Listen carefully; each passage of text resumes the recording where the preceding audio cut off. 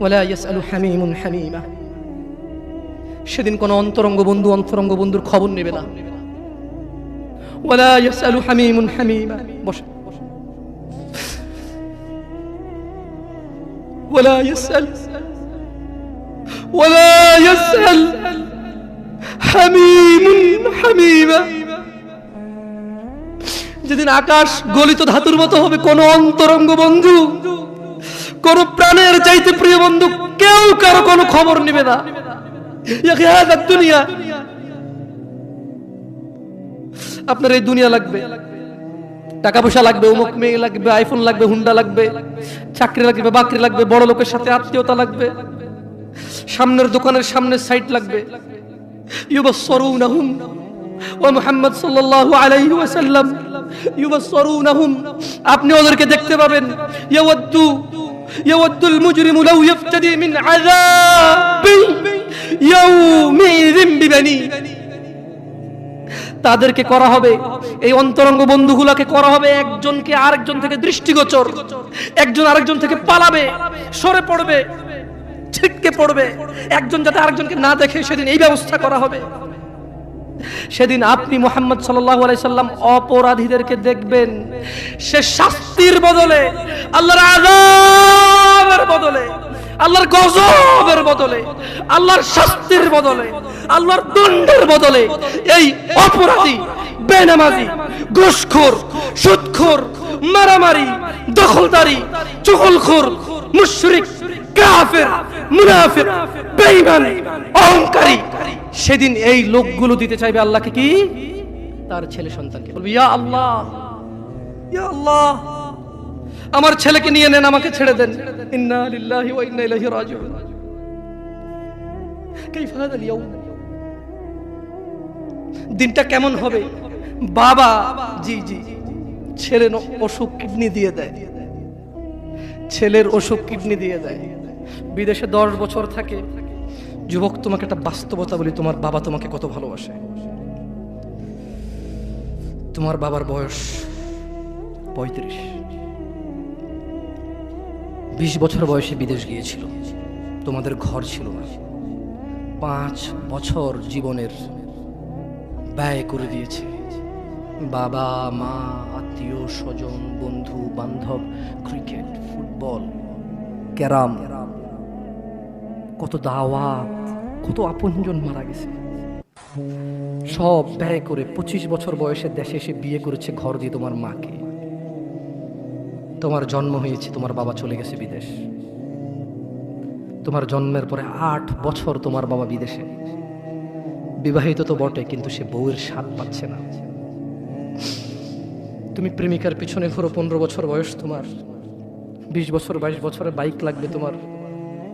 তোমার বাবা বিয়ে করা সত্ত্বেও সে তার যৌবন কাটাতে পারেনি তার বউয়ের সাথে, মানে তোমার মায়ের সাথে, তোমার জামা কাপড়ের ব্যবস্থার জন্য। তুমি বুঝো যুবক, তোমার বাবার বয়স এখন 40, সে তোমার মার কাছে আসলে আর অনুভূতি নেই, তার শক্তি কমে গেছে। তুমি বুঝবা না যুবক। 15 বছর বয়সে তুমি যত উত্তেজিত, তোমার বাবা 30 বছর বয়সে এরকম ছিল, সে আসতে পারেনি। তুমি পড়বা বলে, তোমার স্কুলের ফি লাগবে বলে, that much he loves you. তোমার বাবা তোমাকে এত ভালোবাসে। জি, তোমার এই খারাপ বাবাটা যে তোমাকে বাইক নিয়ে দেয়নি, তুমি নষ্টামি করো, মেয়েদের পিছনে করো, মোবাইল রিচার্জ করে দাও মেয়েদের, তোমাকে যে ডেইলি 500 টাকা করে দিতে পারে না। এই লোকটা যদি 60 বছর বয়স পায়, তার জীবনের 20টা বছর সে এমন 20টা বছর, যে 20টা বছরে সে হাড় ভাঙা পরিশ্রম করতে পারত, করছে, তোমার মায়ের দেখা সে পায়। এমন মূল্যবান যৌবন 20টা বছর দিয়েছে, 50 বছর বয়সের দেশে আসছে। তুমি বিয়ে করে বউ নিয়ে আলাদা থাকো, তুমি বিয়ে করে শ্বশুর বাড়িতে যাও। তোমার বাবা দেশে তো আসছে, তার যৌবন আর নেই, যার ওই সুখ স্বাচ্ছন্দ্য আর নেই। তোমার যৌবন তৈরি করেছে তার যৌবন দিয়ে। এই মুহূর্তে কোটি টাকা দিলে কি সে যৌবন কিনতে পারবে? তোমাকে তোমার বাবা এত ভালোবাসে। আর আল্লাহ বলছে, তোমার এই বাবা, যে বাবা ঘুষ খেয়ে তোমাকে মানুষ করার চেষ্টা করে বিদেশে পড়ালেখা করানো, যে বাবা এই এলাকার চেয়ারম্যান হতেই হবে, না হলে নয়, এতগুলো মানুষের দায়িত্ব নিচ্ছে, অথচ সে নিজেও জানে দায়িত্ব পালনে সে ব্যর্থ হবে। শুধু তোমাকে R15 কিনে দেওয়ার জন্য, শুধু তোমাকে বিদেশে পড়ানোর জন্য। এত মূল্যবান, এত আদরের বাবা। আল্লাহ বলছেন যে ইউবাসসারুনাহুম ইয়াওয়াদ্দুল মুজরিম। ও মুহাম্মদ সাল্লাল্লাহু আলাইহি ওয়াসাল্লাম, আপনি সেদিন দেখবেন অপরাধী এই মানুষটা যে এত বোকা, ছেলের জন্য এত কিছু করেছে হারাম ভাবে, হালালের ধার ধারে নাই, হারামের ধার ধারে নাই। জি, আপনি আপনার ছেলেকে ভালোবাসছেন, শুধুমাত্র অপরাধী হয়ে মৃত্যুবরণ করার কারণে আপনি আল্লাহকে বলবেন ইয়া আল্লাহ আব্দুল্লাহ রে নাও জাহান্নামে ফেলো, আমাকে ছাড়ো। এই ভালোবাসা ছেলেকে বাসবে? এই ভালোবাসা বাসবে? ইন্না লিল্লাহি ওয়া ইন্না ইলাইহি রাজিউন। ইন্না লিল্লাহি ওয়া ইন্না ইলাইহি রাজিউন। ওয়া সাহিবাতিহি ওয়া আখিহি ওয়া ফাসিলাতিহি আল্লাতী তুওয়ি ওয়া মান ফিল আরদি জামিআ থুম্মা ইউনজি।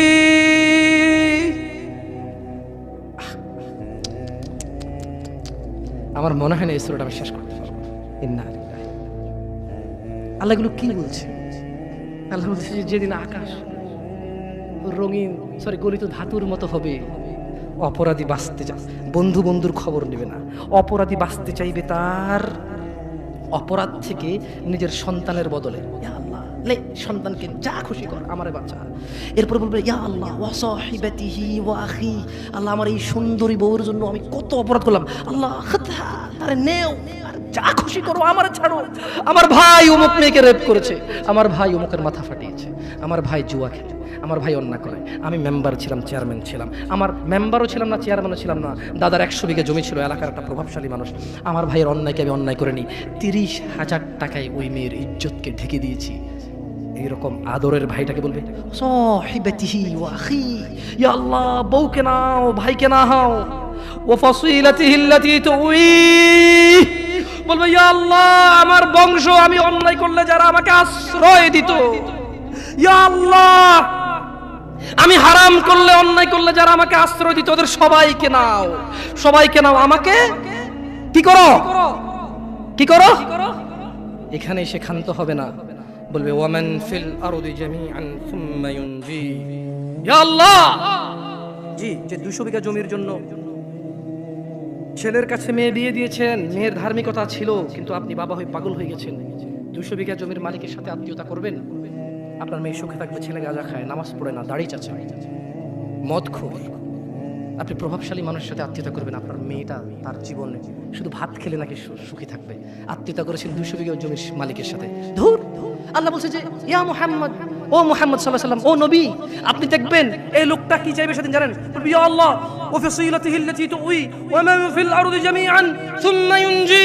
ইয়া আল্লাহ এই দুনিয়ার মধ্যে যত স্বর্ণ হীরা মতি মাণিক্য 100 200 500 পুরো পৃথিবী সমান, সব কিছু নাও, শুধু আমাকে আল্লাহ ছেড়ে। সম্ভব?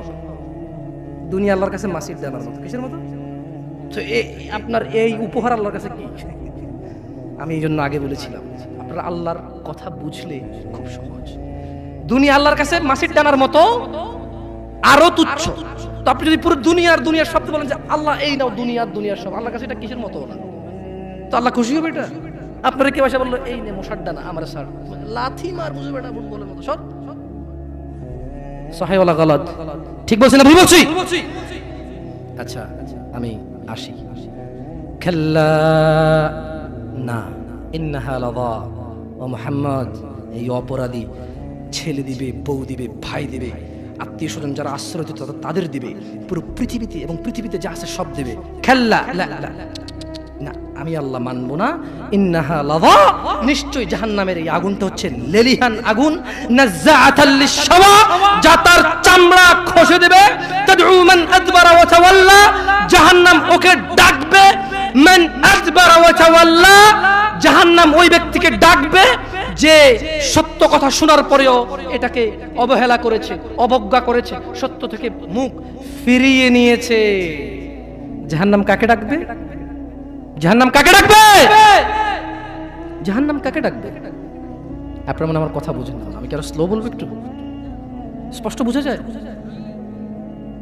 জাহান্নাম কাকে ডাকবে?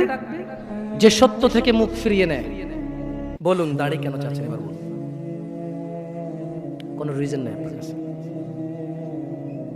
আপনাকে যে হুজুর বলেছে আপনি মুসলমান, আপনার নাম আব্দুল্লাহ, ওই হুজুর বোকা। আমি হুজুরকে কি বোকা বলতে আসছি এই জায়গায়, নাকি উদাহরণ দিচ্ছি? ভাই দেখেন, আপনাদের মন মতো না হলে কিন্তু আপনারা উদাহরণের বলেন যে হুজুরে কইছে, আসলে কিন্তু কই নেই, উদাহরণ দিচ্ছি। কি দিচ্ছি? যে আপনাকে বলছে যে আপনার বিয়ে পড়াইতে গেছে, ও বোকা।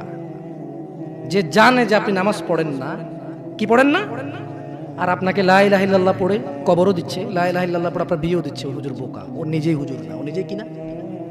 কারণ সবচেয়ে বড় হুজুর কে? মানুষদের মধ্যে সবচেয়ে বড় হুজুর কে? জনাবে মুহাম্মাদুর, একটু জোরে বলেন, জনাবে মুহাম্মাদুর। তো উনি বলেছে মান তারাকা সালাহ, যে নামাজ ছাড়লো ফাকাদ কাফার, সে কুফরি করলো। রাসূল কি বলেছে বলেন তো সবাই? রাসূল কি বলেছে? তো এবার আপনি গেছেন ওকে লা ইলাহা ইল্লাল্লাহ বলে বিয়ে পড়াইতে, আরে ওর কিসের বিয়ে? ও বলবে অং বং চং চং পং পং, যা পারে তা বলে বিয়ে পড়াবে। আমি খুব তুচ্ছ বলছি মনে না আপনাদেরকে? শরম লাগে না? কি দুই নাম্বারই করবেন না প্লিজ। আপনি নামাজ পড়েন না আর আমি এটা বললে দোষ, আপনি না পড়লেও দোষ না, আর আমি বললেই দোষ। তো যে জিনিস বললেই এত দোষ, আপনি এই জিনিসটা করতেছেন না, কত দোষ চিন্তা করেন। বুঝতে পারছি? না শুনুন, কথা শর্ট করবো ইনশাআল্লাহ, অনেক রাত হয়ে গেছে, আপনারা কষ্ট পাচ্ছেন। ইয়া নাস, হে মানুষ, আল্লাহকে ভয় করো। তোমাকে আমি বলে যাই, ছোট ভাই, তোমরা সবাই মিলে, তোমার পূর্বের সবাই মিলে, যত মানুষ আল্লাহ সৃষ্টি করেছে সব মানুষ মিলে, যত জিন আল্লাহ সৃষ্টি করেছে সব জিন মিলে, যেদিন আল্লাহ সৃষ্টি করেছে সেই দিনের পর থেকে যতদিন এই সৃষ্টি আল্লাহ টিকায় রাখবে আর যুগে যুগে মানুষ পাঠাবে পৃথিবীটাকে স্থির রাখার জন্য, ততদিন যত মানুষ যত জিন সবাই মিলে যদি পরিকল্পনা করে একটা অপরাধ, নতুন একটা অপরাধের তৈরি করে, মনে রাখবা আমার রব যদি ক্ষমা করতে চায়, তোমরা সব মানুষ আর জিন মিলে এমন কোনো অপরাধ তৈরি করতে পারবা না যেটা আমার রব চাইলে ক্ষমা করতে পারে না। তুমি কোন অপরাধ তৈরি করবা আর বলবা যে এটা বুঝি এটা কি আল্লাহ ক্ষমা করতে পারবে? এরকম অপরাধ তুমি পারবা না তৈরি করতে। বেঁচে থাকা অবস্থায় তুমি বেঁচে আসো, তোমার সামনে এমন একটা অপরাধ নাই যে অপরাধের ক্ষমা পাওয়া যায় না মানুষের হক ছাড়া। তাও মানুষে মাফ করে দিলে পাওয়া যায়। মানুষে মাফ করে দিলে, আমি কি বুঝাতে পারছি না? বুঝতে পারি নাই। আমি কি বুঝাতে পারছি না? বুঝতে পারি নাই। দুনিয়া তুচ্ছ। তোমাকে আবার বলি, তুমি আল্লাহকে ভয় করো। তোমাকেই উদ্দেশ্য করে বলছি আমি, ইনশাআল্লাহ within 5 to 10 minutes I will finish. আমি 5 থেকে 10 মিনিট শেষ করে দেবো। বেশি কথা বললে কোনো লাভ হয় না। যতটুকু শুনেছেন যদি কাজে আসবে, সারাদিন বললো কাজে আসবে না। বুঝে আসছে না? আসে নাই? তোমার বয়স 60, সরি আপনার বয়স 60, তোমার বয়স 20, আপনার বয়স 40, অনেক অপরাধ করে ফেলেছেন। মানে আল্লাহ ক্ষমা করার ক্ষমতা রাখে না, না? তো তাহলে আপনি ক্ষমা চান না কেন? কেন বলেন? শুনুন, আপনাকে বলি, আল্লাহ বলেন লা তাকনাতু মির রাহমাতিল্লাহ। মুহাম্মদ এদেরকে বলে দিন, এই উম্মত, তোমরা আল্লাহর দয়া থেকে নিরাশ হইও না। যেদিন তুমি মনে করবে আমার মতো কি অপরাধী আছে, আল্লাহ কি আমাকে ক্ষমা করবে, এটা তোমার ওই দিন সবচেয়ে যত গুনাহ করেছো সবচেয়ে বড় গুনাহ ওইটা। যখন তুমি ধারণা করবে যে আল্লাহ কি ক্ষমা করবে আমাকে, এটা সবচেয়ে বড় গুনাহ। তাহলে তুমি কি এমন কোন অপরাধ করতে পারছো যেটা আল্লাহ ক্ষমা করার ক্ষমতা রাখে না যদি তিনি চান ক্ষমা করতে? এরকম কি তুমি মানো? এটা তুমি এটা মানো? তাহলে তোমার অপরাধের ক্ষমা চাও আল্লাহর কাছে, ক্ষমা চেয়ে ফিরে আসো আল্লাহর দিকে। তুবু ইলাল্লাহ তাওবাতান নাসুহা, ফিরে আসো আল্লাহর দিকে একনিষ্ঠ ভাবে। তুবু ইলাল্লাহ তাওবাতান নাসুহা, আল্লাহর দিকে ফিরে আসো, আল্লাহর দিকে ফিরে আসো, আল্লাহর দিকে ফিরে আসো। জানা অনেক হয়েছে, বন্ধ করো। তুবু ইলাল্লাহ, অনেক সিগারেট, গাঁজা, মদ, নেশা হয়েছে, ফিরে আসো। তুবু ইলাল্লাহ, অনেক মিথ্যে কথা বলে মানুষ ঠকিয়েছো। তুবু ইলাল্লাহ, আল্লাহর দিকে ফিরে আসো। ইয়া নাস, ইয়া শিবাব, ইয়া মুসলিম, ইয়া মুমিন, তুবু ইলাল্লাহ, আল্লাহর দিকে ফিরে আসো। অনেক নামাজ ছেড়েছো আর না, আল্লাহর দিকে ফিরে আসো। অনেক জিদ করেছো, মারামারি করেছো, অন্যের হক, অন্যকে জুলুম করে অন্যকে দেওয়ার জন্য সহযোগিতা করেছো। তুবু ইলাল্লাহ, আল্লাহর দিকে ফিরে এসো। তাওবাতান নাসুহা, একনিষ্ঠ হৃদয় থেকে, একদম স্থির ধীর মন মানসিকতা নিয়ে তাওবাতান নাসুহা, আল্লাহর দিকে ফিরে আসো, আল্লাহর দিকে ফিরে আসো। প্লিজ দয়া করে আল্লাহর দিকে ফিরে আসো। ইন্নাহু হুয়াল গফুরুর রহিম, তিনি ক্ষমাশীল, তিনি তোমার অন্যায়কে নেকিতে পরিবর্তন করে দেবে, তিনি তোমার অন্যায়কে সওয়াবে পরিবর্তন করে দেবে, তিনি তোমার জমিন থেকে আকাশ অবধি গুনাহকে জমিন থেকে আকাশ অবধি নেকিতে পরিবর্তন করে দেবে। তুমি যেও না কোনো মাজারে, তুমি ঠেকিও না কোনো মাজারে মাথা, তুমি বাঁধিও না কোনো তাবিজ। কোরআনের নামে ওযু ছাড়া কোরআনকে তুমি এখানে ঝুলাইও না। তুমি মহিলাদের মাসিক অবস্থায় কোরআনকে ঝুলাইও না। কোরআনুল কারীম এই তুচ্ছ কাজের জন্য আসেনি। শিফাউল লিল মুমিন, তুমি একটু বুদ্ধিমান হও। নাপা তুমি খাও, গলায় নাও না। কোরআন তুমি পড়ো না, গলায় নাও। তুমি একটু বুদ্ধিমান হও, তুমি একটু বুদ্ধিমান হও মুমিন। তোমার এখানে যদি সূরা ইয়াসিন থাকে, তোমার এখানে যদি সূরা ইয়াসিন থাকে, তুমি বোঝো তুমি টয়লেটে যাচ্ছ সূরা ইয়াসিন নিয়ে। আল্লাহকে ভয় করো। আমি কি অনেক খারাপ কথা বলেছি? প্লিজ ক্ষমা করে দিন, আমি ছোট মানুষ, আমি ছোট মানুষ, আপনাকে বিরুদ্ধে বলতে আসি না। আল্লাহর কসম, আপনি রাগ করিয়েন না। ধরেন সূরা রহমান আপনি হাতে রাখলেন, টয়লেটে গেলেন, স্ত্রীর সাথে ঘুমাইলেন, গোসল করলেন, সিনেমা দেখলেন, আপনার বউয়ের মাসিক, হায়েদ, নিফাস, টয়লেটে গেল, মিথ্যা কথা বলে, সিনেমা দেখে, গোসল করে, আপনার সাথে ঘুমায়, অন্তরঙ্গ সম্পর্কে জড়িত হয়, ওনার কোমরে সূরা ইয়াসিন। বলেন কোরআন কি এত তুচ্ছ জিনিস? বলেন এটা কি ন্যায় না অন্যায়? আল্লাহকে ভয় করা উচিত নাকি উচিত না? আল্লাহকে কেমন করে ভয় করা উচিত? হাক্কা তুকাতিহ, যেভাবে ভয় করা, যেভাবে ভয় করা উচিত। আর একটা কথা বলি, দুনিয়াটা কি বলেন তো? একটু আগে কি বলছি? মাতা, খেল তামাশা। দুনিয়াটা কি? আল্লাহর কাছে কি আছে? উত্তম এবং স্থায়ী আছে। তাহলে দুনিয়া যদি খেল তামাশা হয়, তুচ্ছ হয়, তাহলে আখিরাত, আখিরাত নিয়ে একটু কথা বলতে হয় না? এবার দুনিয়া তুচ্ছ হলে আখিরাত নিয়ে একটু বলতে হয় না? দেখুন দুনিয়া কি। فإذا جاءت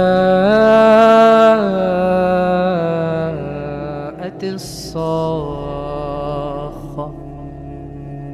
يوم يفر المرء من أخيه وأمه وأبيه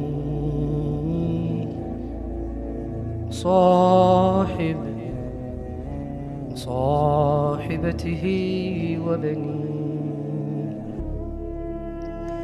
لكل امرئ منهم يومئذ شأن يغنيه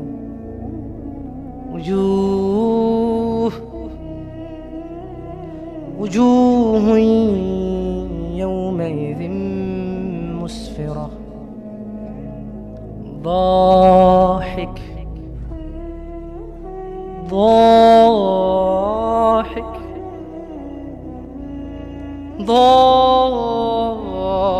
ضاحكة مستبشرة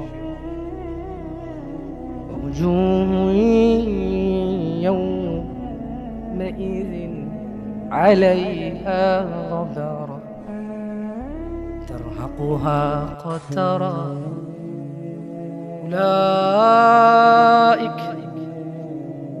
أولئك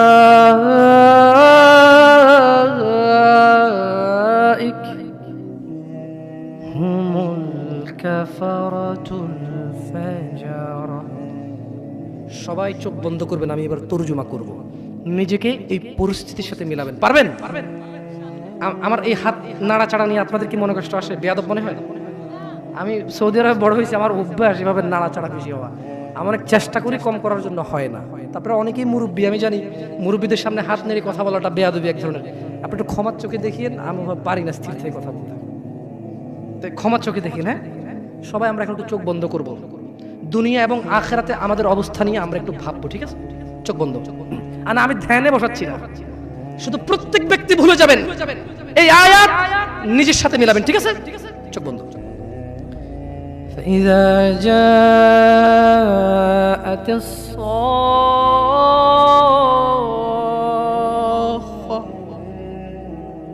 যখন এসে পড়বে সেই ধ্বংসধ্বনি, কিয়ামত। يوم يفر المرء من أخيه, মানুষ পলায়ন করবে তার ভাই থেকে।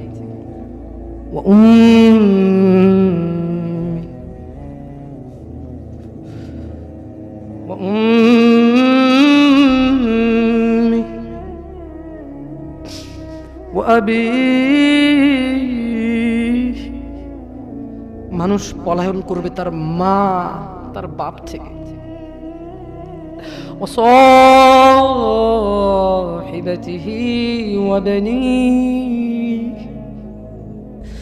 তার স্ত্রী, তার সন্তান থেকে পালাবে।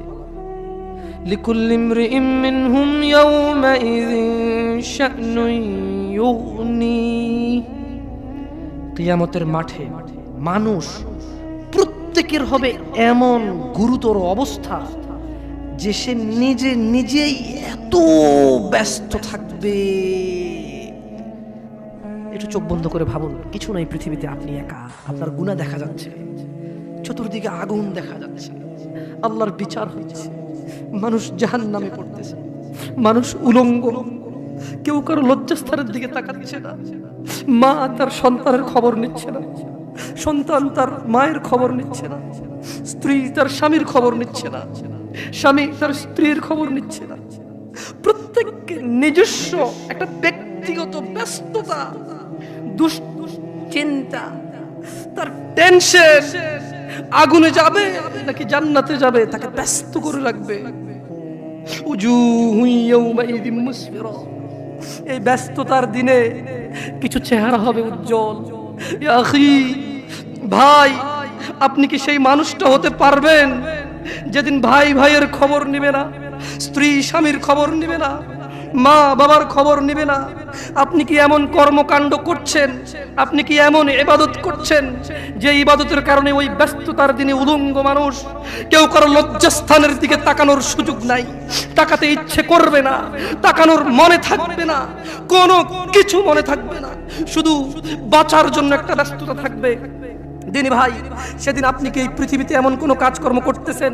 আল্লাহ বলছে যে কিছু চেহারা হবে অনেক উজ্জ্বল, দাহিকাতুম মুস্তাবশিরা, সাহস ও প্রফুল্ল, অনেক খুশি আনন্দিত কিছু চেহারা হবে। ওয়া উজুহু ইয়াওমাইযিন আলাইহা গাবারা, আর অনেক চেহারা সেদিন হবে ধুলি ধূসর, চিন্তায় মলিন, কান্নায় ভেঙে পড়ার মতো, চিন্তিত, ঘামিয়ে যাবে। আহ, কি হবে আমার আজকে? সেদিন মানুষের দুইটা অবস্থা হবে, কিছু হবে হাস্যোজ্জ্বল, যারা পৃথিবীতে আল্লাহকে মেনেছে, সালাত আদায় করেছে, রাসূল সাল্লাল্লাহু আলাইহি সাল্লামের শিক্ষা শিক্ষিত হয়েছে, যারা কোরআন তেলাওয়াত শিখতে গিয়েছে, বয়স 40 হোক শরম পায়নি, বয়স 60 হোক লজ্জা পায়নি, বয়স 20 হোক লজ্জা পায়নি। যে বাবা মারা ছেলেকে ডাক্তার বানাবে, ইঞ্জিনিয়ার বানাবে, পাইলট বানাবে, কিন্তু কোরআনের শিক্ষা দিতে বলেনি। যে ছেলে সন্তান নিজেকে অনেক বড় ক্রিকেটার বানাবে, ফুটবল বানাবে, বগি বানাবে, চগি বানাবে, কোরআনের শিক্ষা শিখতে বলেনি। মানুষের চেহারা হবে হাস্যোজ্জ্বল, যা আল্লাহর সাথে কাউকে অংশীদারিত্ব করেনি সেদিন, এমন হাস্যোজ্জ্বল চেহারা হবে।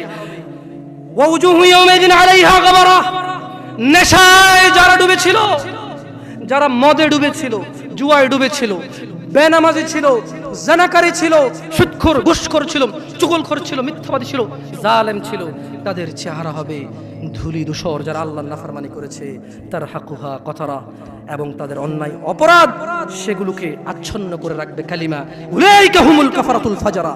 তারাই হবে কাফের। এবারে শুনবেন, দুনিয়া তুচ্ছ। আমি আমার শেষ হাদিসটা পড়ে আজকে শেষ করে দেবো আমার এই বক্তব্য। আখিরাত কি? কারা কারা রাজি আছে আখিরাত সম্পর্কে একটা হাদিস শুনবেন? হাত তোলেন তো সবাই।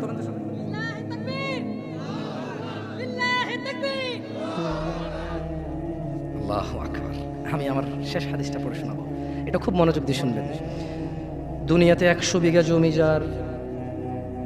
যার একটা BMW আছে, যার একটা সুন্দরী বউ আছে, 3টা প্রেমিকা আছে, যার একটা নেতা হওয়ার মতো চেয়ার আছে, 10 জন চামচা আছে। আপনি বলবেন যে হুজুর নেতা নিয়ে বললেন কেন? আপনাকে বলিনি, চামচাকে বলছি। তো আপনি যদি চামচা হন ছেড়ে দেন, আমাদের মতো ভালো, মানে আমাদের মতো না, মানুষের মতো নিজে স্বাধীন থাকেন। আমি কি বলেছি কে কাকে ভোট দেবে?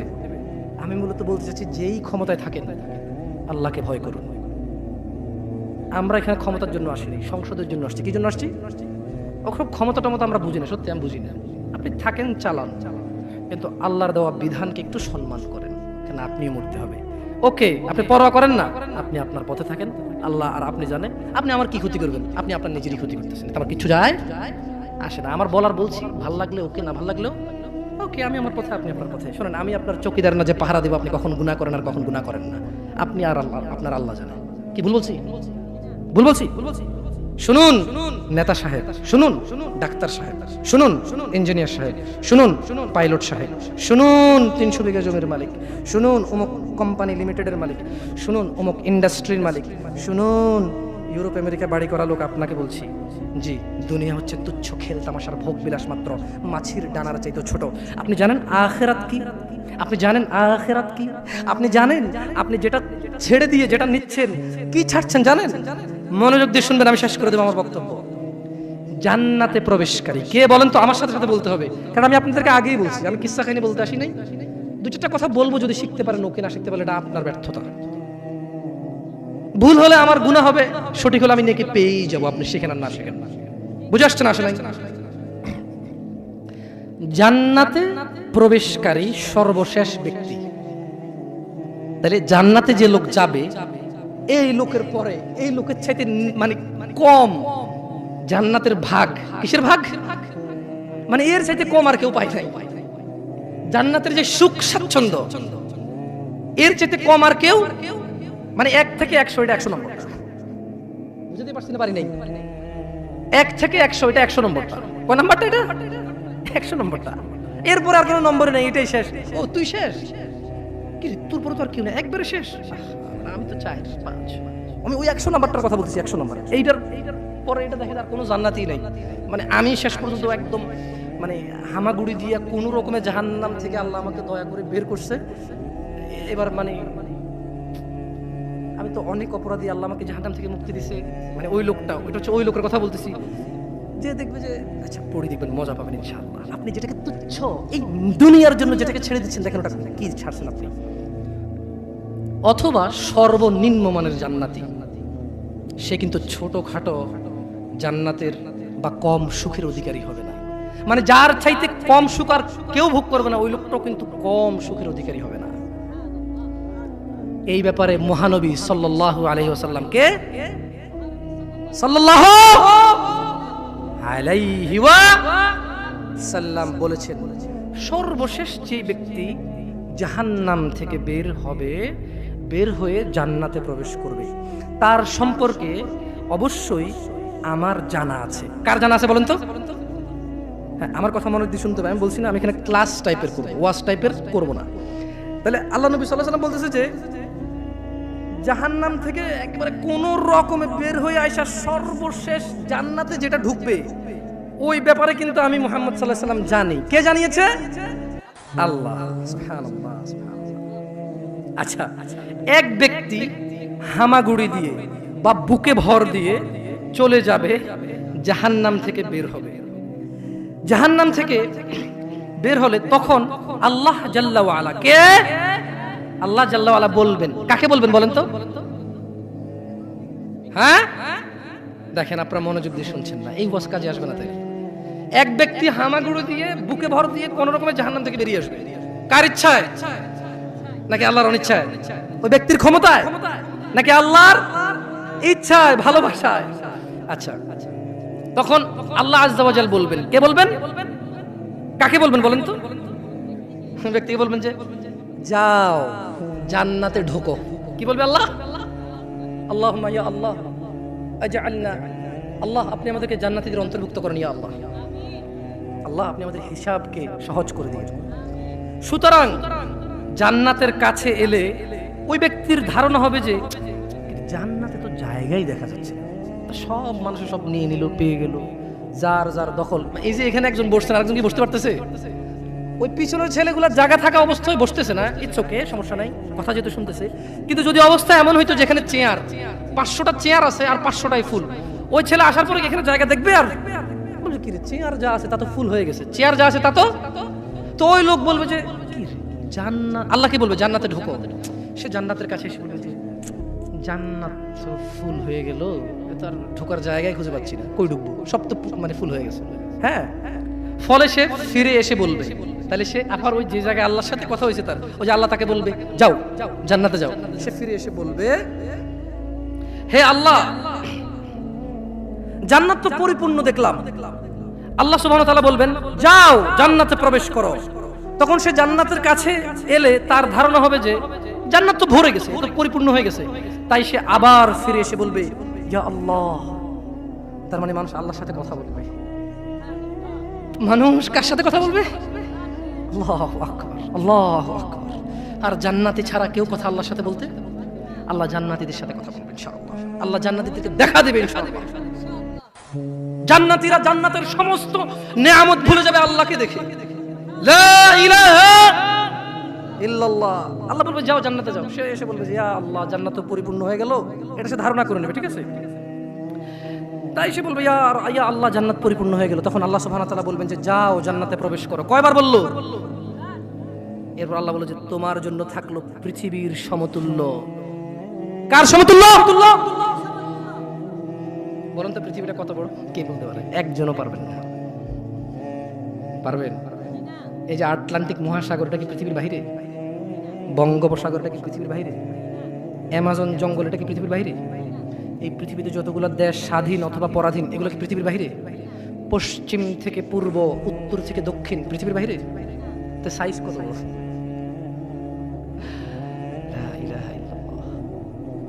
যে সব চাইতে কম পাবে, সবচাইতে কি এর চাইতে কম আর কেউ পাবে না, তাকে আল্লাহ কি বলবে? যাও পৃথিবীর সমতুল্য এবং তার 10 গুণ। আল্লাহুম্মা ইন্না নাসআলুকাল জান্নাহ, বলেন আমিন।